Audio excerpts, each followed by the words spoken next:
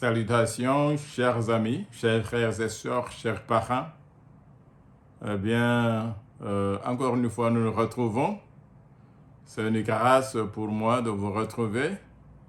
Et j'espère que si vous éprouvez de l'intérêt à suivre, à aimer, à partager, à souscrire à cette chaîne. Nous sommes en train de suivre une série d'études bibliques qui se précède par une étude sur le mode de vie. Le mode de vie qui nous amène à maximiser le potentiel de notre corps, de notre esprit et de notre âme. Eh bien, nous avons récemment demeuré sur le slogan New Start, que j'espère que vous êtes déjà familier avec ce slogan. Et nous avons parlé de la nutrition, de l'exercice, de l'eau, de l'exercice physique, de l'eau, des rayons solaires bienfaisants, de la tempérance, de l'air libre, du repos au sommeil et enfin de la confiance en Dieu et comment cela joue sur notre bien-être holistique.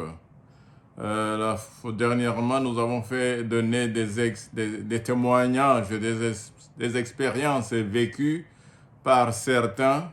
Moi-même, j'ai partagé mon propre expérience, comment l'Éternel est intervenu dans ma santé quand je lui ai fait confiance totale.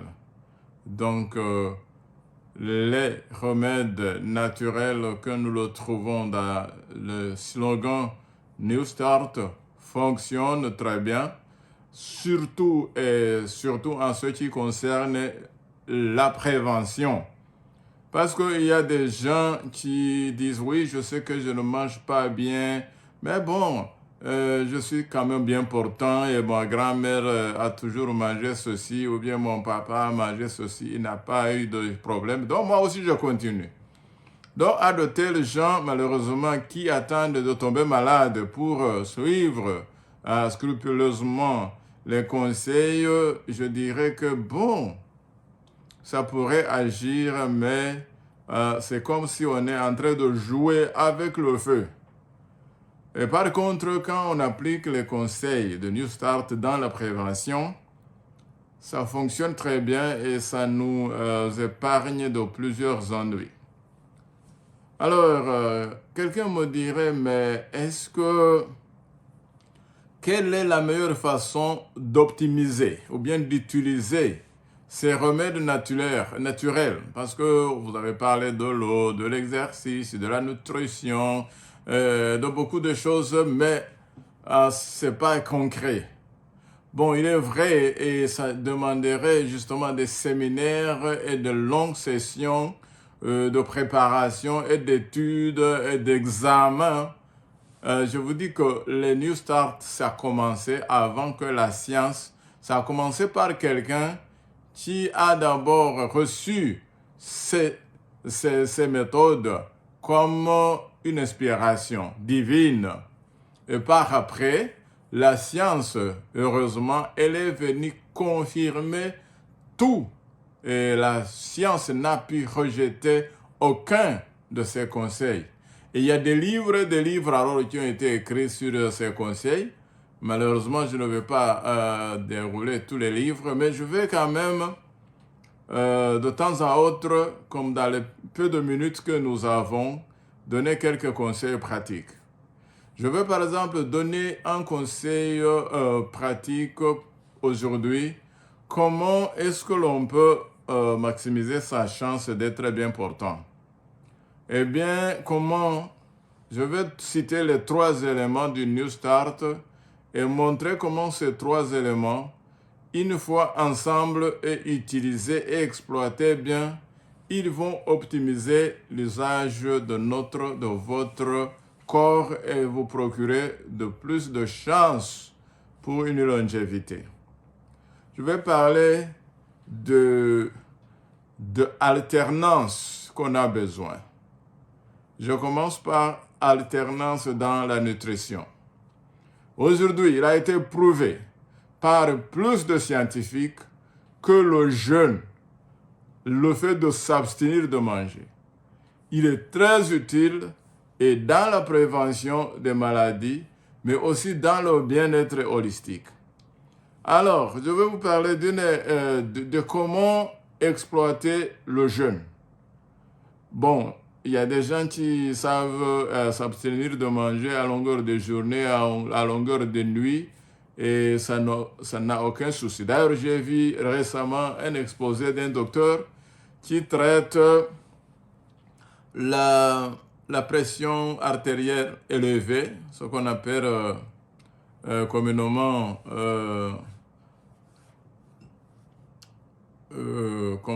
blood pressure en anglais, ou bien justement tension élevée, tension artérielle élevée. Donc, hypertension, autrement dit, j'ai vu un médecin qui fait des exposés pour traiter l'hypertension, ne fût-ce que par le jeûne. Mais je vais parler aujourd'hui comment le jeûne intermittent, comment on pratique le jeûne intermittent.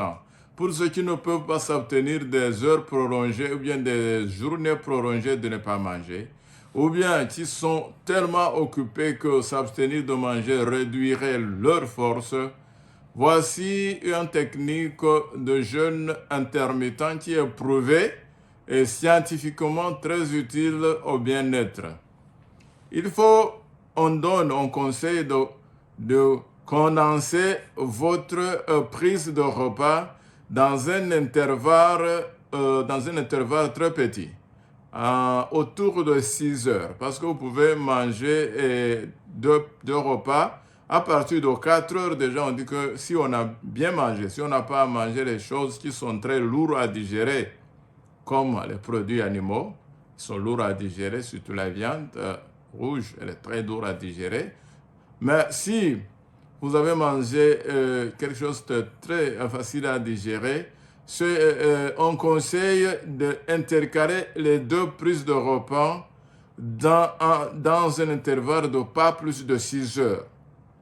Et bien sûr, je vais dire en passant que le repas matinal, c'est le repas qu'il ne faut pas rater dans tous les repas de la journée. Donc, si tu as pris ton repas matinal, disons à 8 heures du matin, tu peux prendre un autre repas à 14 heures du matin. Ça, c'est un intervalle de 6 heures. Et maintenant, à partir de 14 heures, ne plus manger jusqu'à 8 heures du matin le lendemain et tu auras fait 18 heures de jeûne. La science démontre vraiment exemple à l'appui que les gens qui pratiquent le jeûne intermittent, manger dans un intervalle réduit, maximum 6 heures, 7 heures, et jeûner pour le reste de 24 heures, sans rien prendre. Et si je ne dis pas prendre des biscuits, ou bien prendre un peu de sucrerie, non. Seulement l'eau si vous voulez, ou bien des tisanes qui ne sont pas sucrées si vous voulez prendre quelque chose d'autre. Donc, entre 6 heures, dans l'intervalle de 6 heures, vous mangez et vous passez 18 heures dans le jeûne. On appelle ça le jeûne intermittent. Et ça fait énormément de bien pour votre santé. Je vais vous proposer une autre alternance aussi qui a été prouvée. On en a parlé dans le sport. C'est ce qu'on appelle en anglais HIIT, High Intensity Interval Training. Ce que le japonais aussi Tabata a découvert. Tabata, vous voyez, c'est aussi intermittent. Et on a déjà expliqué ça, c'est le fait quand tu fais tes exercices, mettre l'accélération jusqu'au fond pendant quelques secondes, on recommande 30 secondes, et puis décélérer, reprendre le rythme moyen régulier pour à peu près 90 secondes et allez alterner. Vous pouvez le faire pendant 15 minutes et vous avez déjà accompli votre désir d'exercer. Mais on dit que les athlètes qui gagnent les courses, qui gagnent les matchs, ce sont les athlètes qui s'entraînent sur le mode Tabata, sur le mode HIIT. Donc, quand vous faites l'exercice aussi, on conseille d'alterner. Ça aussi maximise les chances d'optimiser la circulation sanguine et d'avoir le meilleur résultat dans l'exercice physique. On dit quand même Usain Bolt, le Jamaïcain, l'homme le plus rapide du monde, s'entraîne sur le mode Tabata. Maintenant, la dernière alternance que je vais vous proposer, retenez les trois s'il vous plaît, et on dit que les trois vont optimiser votre santé, c'est votre douche. Votre douche, il est recommandé d'alterner l'eau chaude et l'eau froide.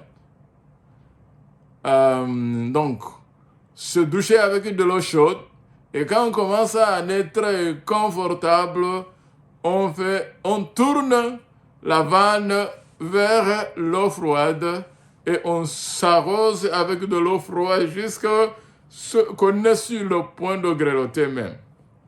Cette méthode aussi, ça accélère la circulation sanguine, ça optimise la circulation sanguine et ça fait que les cellules obtiennent l'oxygène et le sang qu'ils ont besoin pour continuer à travailler de façon optimale. Donc nous avons parlé de trois alternances. Alternance dans le manger, alternance dans l'exercice physique, alternance dans l'eau, dans la douche. Les trois alternances, si vous les pratiquez, il est conseillé que vous aurez la meilleure santé que vous puissiez avoir pour votre état physique, état émotionnel et aussi ça atteindra l'état spirituel à la longue. Merci d'avoir suivi cette partie. J'espère que vous allez pratiquer et m'appeler pour me remercier et me dire comment ça a eu des effets sur votre bien-être. Maintenant, passons à l'étude biblique et avant de commencer comme d'habitude, nous humilions pour la prière. Éternel notre Dieu, notre Père, merci pour nous avoir donné ta parole sanctifiante, ta parole qui est la vérité. Seigneur, sanctifie-moi et ouvre mes lèvres et parle à travers moi, par moi et pour moi. Et bénis tous ceux qui entendent, ceux qui écoutent ces paroles, au nom de Jésus. Amen. Eh bien, mes chers frères, mes chères sœurs, mes parents, mes amis, nous continuons notre étude biblique sur le sarment et le cep. Et aujourd'hui, nous allons nous demander cette question, cette vie est-elle atteignable? Nous parlons de cette vie transformée, de cette vie qui représente Jésus. Et je rappelle que nous sommes en train d'étudier l'évangile de Jean. Et on a commencé par Jean chapitre 15 du verset 1 à 8.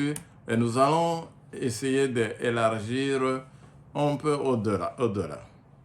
Vous savez, donc cette vie vraiment d'abandon total, la vie de consécration totale, la vie transformée est-elle atteignable? Vous savez que Jésus a averti sur le danger de servir deux maîtres, parce que nous avons besoin d'avoir, la Bible nous décrit comme des serviteurs, et ce terme est utilisé fréquemment, mais il a averti sur le fait de chercher à servir deux maîtres, comme Jésus a dit en Matthieu 6, 24, « Nul ne peut servir deux maîtres ».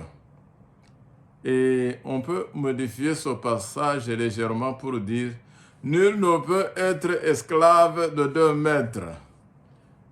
Considérant également qu'à l'époque biblique, un serviteur était toujours presque considéré aussi comme un esclave. D'où la phrase « Nul ne peut être esclave de 2 maîtres ». Alors, est-ce que, bon, quand on est esclave, est-ce que Dieu veut que nous soyons les esclaves? Oui, dans une certaine mesure, parce qu'il n'est pas nécessaire de tout comprendre pour croire. Pourquoi? Parce que tout ce que nous faisons doit être fait par la foi. Comme il est dit en Romains chapitre 14, verset 23, tout ce qui n'est pas le produit d'une conviction est péché. Ou bien tout ce qui n'est pas le produit de la foi est un péché. Cela signifie que Dieu nous permet d'exercer constamment notre foi, puisqu'il ne nous révèle pas d'avance tout ce qui va se passer. Pourtant, il ne permet jamais que notre foi soit mise à l'épreuve au-delà de nos forces. Ça aussi, c'est une promesse que nous avons, très merveilleuse. Alors, ici, vous vous rappelez que Jésus s'adressait à ses disciples quand il disait ces paroles. Et les disciples de Jésus étaient sur le point, quand Jésus exposait Jean chapitre 15, les disciples étaient sur le point où leur expérience, où leur foi allait être mise à rude épreuve. Je ne pense pas que nous puissions même vaguement imaginer ce à quoi ils étaient confrontés. Ils étaient avec Jésus depuis 3 ans et demi. Et il allait bientôt être pendu à un arbre devant eux et leur foi allait les trahir. Nous le savons car lorsque cela arriva, ils prirent la fuite et l'abandonnèrent complètement. En fait, tous les disciples se cachèrent bientôt derrière les portes verrouillées dans la chambre haute et ils seraient restés cachés et incrédules si Jésus ne les avait pas poursuivis après sa résurrection et s'il ne s'était pas révélé à eux et ne leur avait pas rappelé ce qui se passait et ne les avait pas aidés à rassembler les pièces de la puzzle. Mais leur peur et leur incrédulité n'étaient pas ce que Jésus préférait pour les disciples. Voilà pourquoi il les a avertis. Ils auraient été heureux s'ils avaient compris et cru dès le début. N'avait-il pas déjà parlé de sa mort imminente? N'avait-il pas déjà annoncé au peuple juif à l'intermédiaire du prophète Ésaïe la manière dont il allait mourir? Mais les disciples avaient leurs propres idées, les idées préconçues, ce qui allait se passer. Et donc, ils avaient mal interprété des déclarations qui auraient dû être parfaitement claires. Est-ce qu'il nous arrive de mal interpréter la parole de Dieu et ainsi être complètement à côté de la plaque comme les disciples ont été? Lorsque Jésus parlait d'une véritable amitié, il faisait référence à la forme la plus élevée d'expérience spirituelle.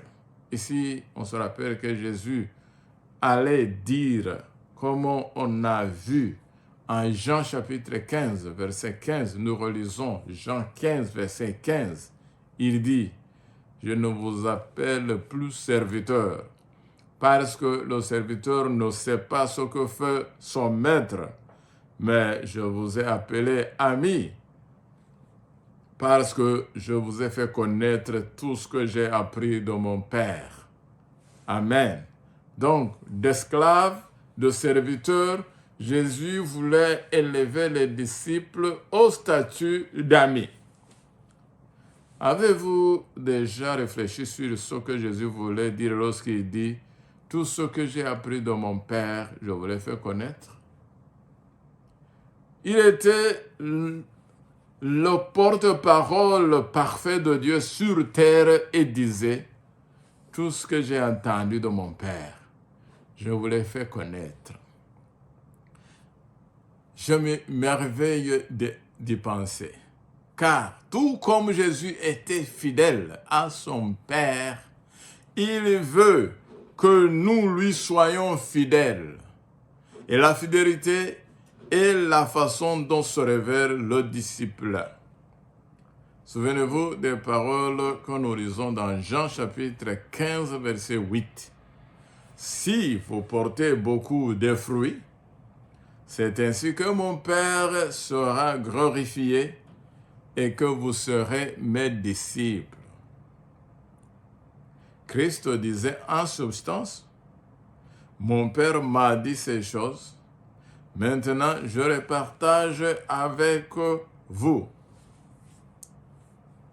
Eh bien, comment allons-nous répondre à l'appel de Christ?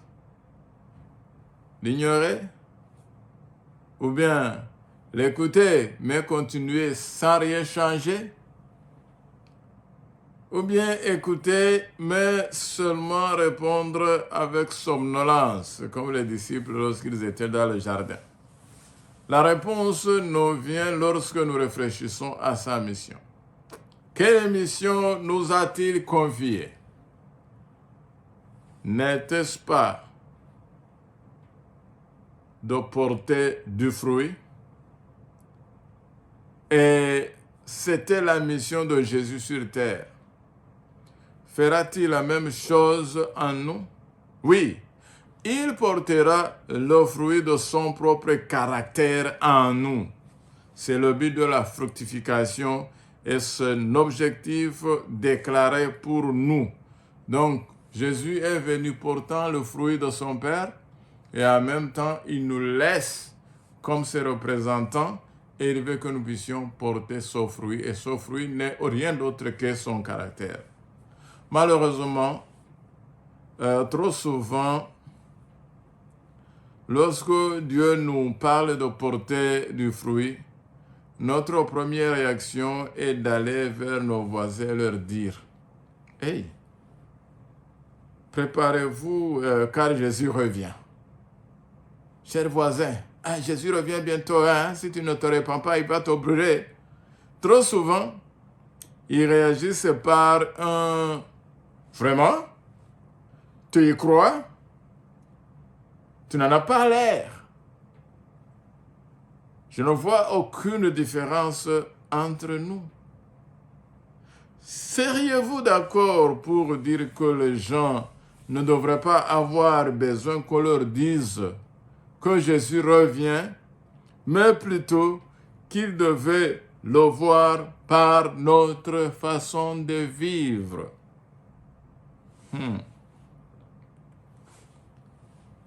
Maintenant, la question que nous nous sommes posée tout au départ, est-ce que il nous est possible de représenter Jésus au même degré comme lui a représenté le Père?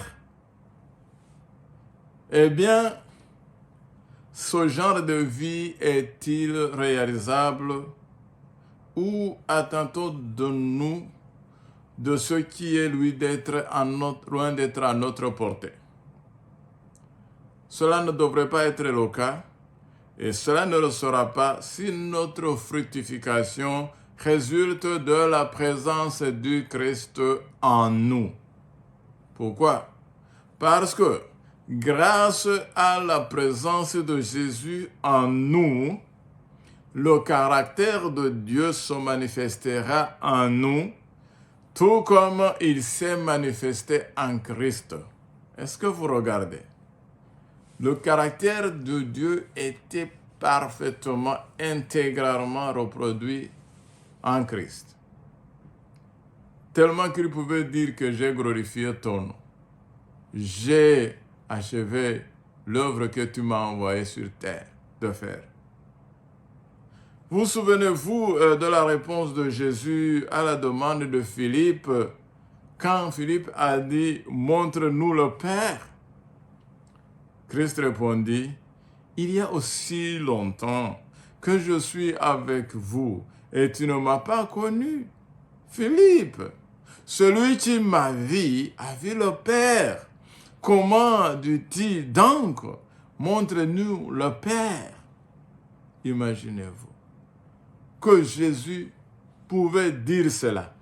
Et si Jésus pouvait dire cela, il veut que moi, toi qui m'entends aujourd'hui, tu puisses tellement montrer Jésus par tes agissements, par mes manières, par ma conversation, par ma façon de parler, tellement que Dieu nous aide. Les gens, en me regardant, les gens, en te regardant, mon frère et ma soeur, ils puissent dire, oui, nous avons vu Jésus. Je pense que vous avez entendu l'histoire d'un missionnaire qui est parti dans une île lointaine et qu'il ne connaissait même pas la langue. Et quand il essayait de parler, personne ne l'écoutait. Mais ce missionnaire avait rencontré Jésus. Et il a commencé à faire du bien aux gens. Quand il voyait les gens endeuillés, il s'approchait d'eux, il faisait le deuil avec eux, il s'asseyait à côté d'eux, il pleurait avec eux, il faisait tout ce qu'il faisait. Quand il voyait les gens au travail, il s'approchait d'eux, il travaillait avec eux, il leur montrait la compassion, il leur partageait le peu qu'il avait. S'il avait avec sa nourriture, il partageait sa nourriture et il s'en allait. Et il a fait ça longtemps, jusqu'à ce que, après, il est tombé malade et il est mort dans son village lointain, dans les îles lointaines, et les gens l'ont enterré. Maintenant, après plusieurs années, la même organisation chrétienne qui envoyait des missionnaires, on a envoyé notre missionnaire. Sur les traces du missionnaire disparu, est venu un autre missionnaire. Celui-ci connaissait la langue. Et il a commencé à parler de Jésus. Il a commencé à parler tellement de Jésus que les gens ont entendu ce qu'il disait de Jésus. Les gens lui ont dit, attendez. Il dit, c'est quoi? Vous parlez de la personne que nous connaissons. L'évangéliste, le missionnaire, a eu la confusion. Il dit, oui, cet homme-là dont vous parlez a été ici sur notre île, il a mangé avec nous, il a travaillé avec nous, il a marché avec nous, il a pleuré, il a souffert, il riait avec nous tellement, mais malheureusement il est mort. Alors, venez, nous allons te montrer même là où nous l'avons enterré. Alors le nouveau missionnaire était complètement confondu. Et on l'a amené là où ils ont enseveli, là où ils ont enterré le vieux missionnaire, l'ancien missionnaire qui ne connaissait pas la langue, mais qui connaissait Jésus dans son être. Eh bien voilà comment Jésus veut que nous le représentions, comme le premier missionnaire. Ce n'est pas par des paroles que nous allons convaincre beaucoup de gens dans ce monde qui ne connaissent pas Jésus. Mais Jésus veut refléter son caractère en nous. Jésus veut tellement nous transformer. Jésus veut tellement mettre son amour en moi. Et si le Christ habite en moi, est-ce trop demandé qu'il puisse dire, si vous avez vu Monsieur Thaddée ou Madame Jacqueline ou, je ne sais pas, Sœur Gertrude, alors vous m'avez vu. Ma prière aujourd'hui, pour vous et moi, c'est que nous puissions reproduire l'amour, la bonté, la douceur, la joie, la gentillesse, la tempérance, la bénignité, tous les aspects de Jésus, tellement que les gens, en nous regardant, puissent voir Jésus, l'aimer et dire, nous avons vu Jésus à travers toi. Telle est ma prière pour vous et moi, au nom de Jésus, mes frères et sœurs. Amen.